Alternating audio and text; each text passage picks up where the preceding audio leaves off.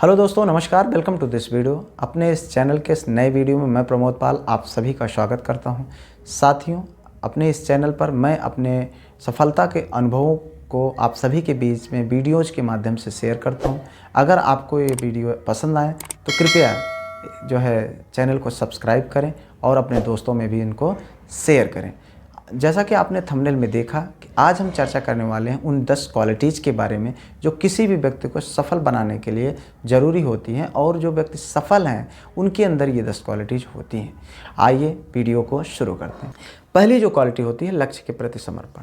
आप अगर किसी भी क्षेत्र में सफल होना चाहते हैं, किसी भी लक्ष्य को आप प्राप्त करना चाहते हैं, तो सबसे जो ज़रूरी चीज़ होती है, आपको लक्ष्य के प्रति समर्पित होना पड़ेगा।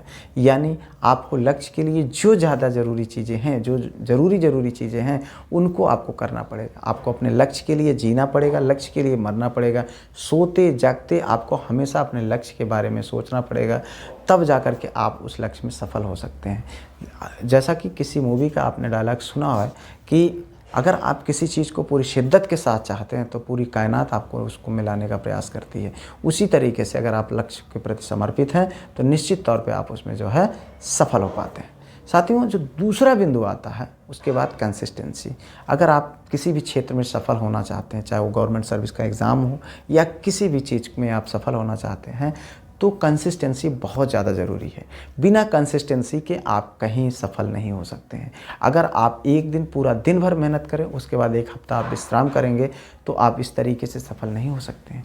आप किसी भी लक्ष्य को प्राप्त करने के लिए सबसे ज़्यादा ज़रूरी चीज़ होती है कंसिस्टेंसी। कंसिस्टेंसी का मतलब ये होता है कि प्रतिदिन थोड़ा ही करिए, लेकिन प्रतिदिन आप उसके लिए मेहनत करिए, तब जा कर के आप उसमें सफल हो पाते हैं।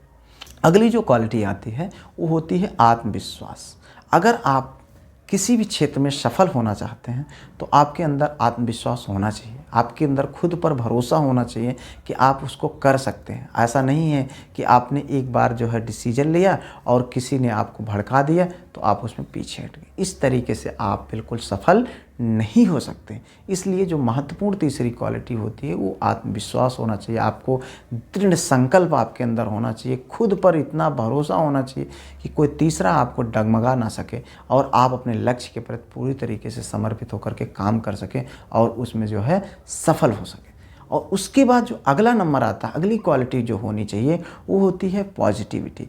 आपके अंदर पॉजिटिविटी यानी सकारात्मकता होनी चाहिए। आप उन नकारात्मक लोगों से कोसों दूर रहें जो आप वो खुद भी नहीं सफल हो सकते और आपको भी सफल नहीं होने देते। उन नकारात्मक लोगों से, नकारात्मक माहौल से आप बिल्कुल दूर रहें। एक सकारात्मक, एक सफल, एक अच्छा माहौल बनाएं और अच्छे लोगों से मिले, जो लोग जो है आपको मोटिवेट कर सकें, जिनसे आपको मोटिवेशन मिले। आप उनके बीच में रहेंगे तो आप ये जो है निश्चित तौर पे अपने लक्ष्य के प्रति की ओर आप बहुत तेज़ी के साथ आगे बढ़ेंगे और जल्द से जल्द सफल होंगे। उसके बाद जो अगली क्वालिटी जो होती है वो होती है सेल्फ एनालिसिस। जो सफल लोग होते हैं या फिर जो मतलब जो सफलता की ओर अग्रसर लोग होते हैं, वो सेल्फ एनालिसिस करते हैं। किसी भी लक्ष्य को पाने के लिए उसके लिए जो मेहनत करते हैं, मेहनत के साथ साथ वो समय समय पर एनालिसिस भी करते रहते हैं कि क्या वो सही दिशा में मेहनत कर रहे हैं, कहीं कोई कमी तो नहीं, कोई गलत दिशा में तो नहीं जा रहे हैं। इस तरीके की सेल्फ एनालिसिस वो करते रहते हैं। जैसे आप किसी गवर्नमेंट सर्विस के एग्ज़ाम की तैयारी कर रहे हैं तो आप जो है बिल्कुल समय समय पर आप खुद का एनालिसिस करते रहें। क्या आप सही दिशा में मेहनत कर रहे हैं, कहीं आप व्यर्थ का मेहनत तो नहीं कर रहे हैं, कहीं आप व्यर्थ का अपना समय तो नहीं बर्बाद कर रहे हैं। इन सारी चीज़ों से आपको अवगत रहना पड़ेगा। इस तरीके से आपको सेल्फ एनालिसिस बहुत ज़्यादा ज़रूरी होती है। अगली जो क्वालिटी होती है वो टारगेट बनाएं।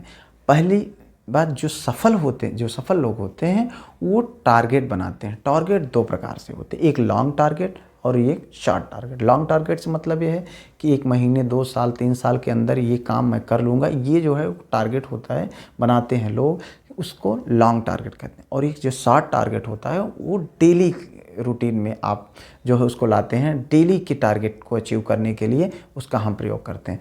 जैसे अगर लॉन्ग टारगेट हमें किसी एग्ज़ाम को क्रैक करना है या तो हम ये टारगेट बनाते हैं कि हम 2 साल के अंदर या फिर 2 अटेम्प्ट के अंदर या 1 अटेम्प्ट के अंदर मैं इस टारगेट को अचीव कर लूँगा, या फिर हम 15 दिन के अंदर इस विषय के इतने चैप्टर मैं कंप्लीट कर लूँगा। इस तरीके का टारगेट होता है। शॉर्ट टारगेट वो होता है, शॉर्ट टारगेट जिसको प्राप्त करने के लिए, यानी हम रात को सोने से पहले जो अगले दिन के लिए जो टारगेट हम बनाते हैं कि कल सुबह उठ करके हमको पूरे दिन के अंदर इस टारगेट को प्राप्त करना है, उसको हम शॉर्ट टारगेट कहते हैं। अगली जो क्वालिटी होती है वो होती है डेली रूटीन। डेली रूटीन यानी दिनचर्या। किसी भी सफल व्यक्ति की जो दिनचर्या होती है वो बिल्कुल स्पष्ट होती है।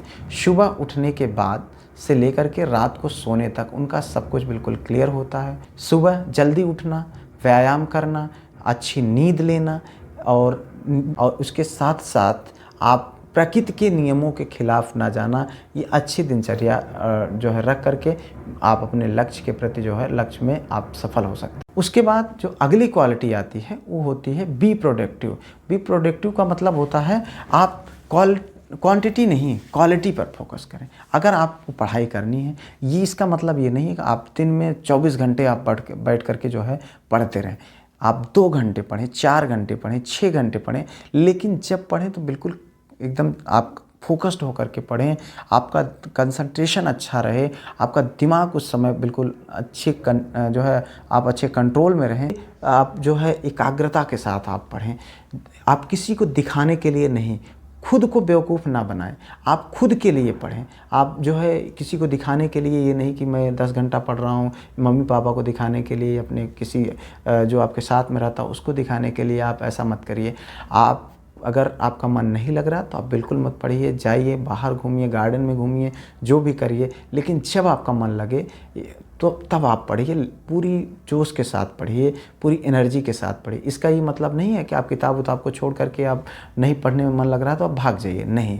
अगर आप लक्ष्य आप निर्धारित किए हुए हैं, आप उस लक्ष्य के लिए समर्पित रहें, पर अननेसेसरी बर्डन अपने ऊपर ना लाएं। आप प्रोडक्टिव होकर के अपना मेहनत करें। अगली जो क्वालिटी होती है वो है लर्न फ्रॉम एक्सपर्ट। जो सफल लोग होते हैं वो एक्सपर्ट से सीखते हैं। वो इधर उधर अपना पैसा बचाने के चक्कर में अपना समय नहीं बर्बाद करते। उनको मालूम होता है पैसे से ज़्यादा कीमती समय होता है। अगर आप जो है सफल होना चाहते हैं तो पैसे का मोह छोड़ करके आप एक्सपर्ट के पास जाएं, जिससे कम समय में आप ज़्यादा चीज़ों को सीख सकें और अच्छी चीज़ों को जो महत्वपूर्ण चीज़ें हैं, जो ज़रूरी चीज़ें हैं, उनको सीख सकें, उनसे सीख करके आप सफल हो सकें। आप जो व्यक्ति सफल हैं उनसे मिलें, उनसे आप नफ़रत ना करें, उनसे ईर्ष्या ना करें, उनसे जलन ना करें, उनकी सफलता से ना जलें, बल्कि उनसे सीख लें। सीख ले करके आप अपने जो है अपने जीवन की जो आपका महत्वपूर्ण समय है, जो यंग एज की जो अपने इम्पॉर्टेंट टाइम है, आप उसको अच्छा कर सकते हैं। अगला जो नंबर आता है वो है सामाजिकता से दूरी। अगर आप सफल होना चाहते हैं तो आप सामाजिकता को छोड़ दीजिए, आप दूरी बना के रखिए। तब तक जब तक आप किसी एग्ज़ाम की तैयारी कर रहे हैं, आप कोशिश करिए कि कम लोगों से मिलें।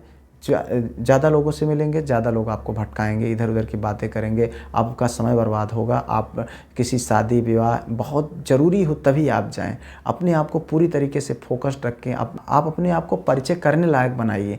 जब आप अपने आप को परिचय करने लायक बनाएंगे तो लोग आपसे खुद आकर के परिचय करेंगे। इसलिए जब तक आप सफल नहीं होते हैं तो कोशिश करिए कि कम से कम लोगों से मिलो। ये आपके लिए बहुत ज़्यादा ज़रूरी होगा। जब आप ज़्यादा से ज़्यादा लोगों से मिलते हैं तो लोग तमाम तरीके के अलग अलग तरीके की बातें करते हैं, आपको डिस्ट्रैक्ट करेंगे, आपका समय बर्बाद होगा। इसलिए सबसे ज़्यादा ज़रूरी ये है कि आप उन सब से दूर रहें, यानी सामाजिकता से दूरी बना कर रखें। अगला नंबर आता है धैर्य, यानी पेशेंस। अगर आप किसी भी चीज़ में, किसी भी क्षेत्र में सफल होना चाहते हैं, किसी गवर्नमेंट एग्ज़ाम को आप क्रैक करना चाहते हैं, तो इन जो अभी तक बातें बताई गई उनमें सबसे महत्वपूर्ण बात आती है धैर्य, यानी पेशेंस। आप पेशेंस बना कर रखें।